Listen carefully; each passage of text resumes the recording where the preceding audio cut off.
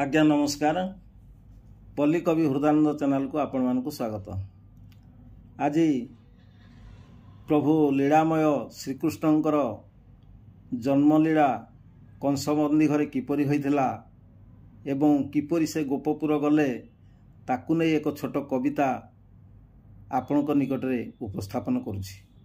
कहिब के कान्हू कहिब की, कहिब के कान्हू कहिब की, देवकी कोल रे जन्म होइण रचिगल एही लीला को की। कहिब के कान्हू कहिब की, कहिब के कान्हू कहिब की, कंसबंदी घर रखी न पारिला खोली गला लुहा दुआर। वसुदेव कोले गोपपुर गल उग्रसेन करे जुहार। कहिब की कान्हू कहिब की, कहिब के कान्हू कहिब की, जमुना नदी रे पाळ बढ़िथिला पारी हेल लीला सागर की।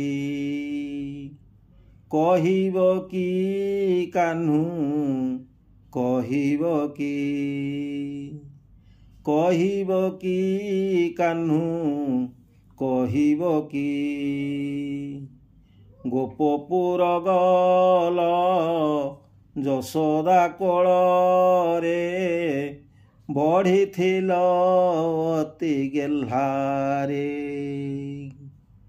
नंद राजा धन्य होई गले देखी निराकार रूप आखिरे। कहिब की कान्हू कहिब की, कहिब की कान्हू कहिब की, आनंदरे नंद विभोर हुअन्ते कंस छाते थरे भयरे की। कहिब की कान्हू कहिब की, कहिब की कान्हू कहिब की, देवकी कोल रे जन्म होइण रचिगल एही लीला को की। कहिब की कान्हू कहिब की, कहिब की कान्हू कहिब की।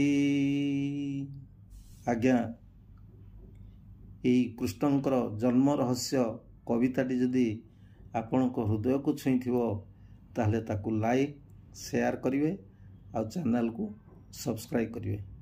धन्यवाद। नमस्कार।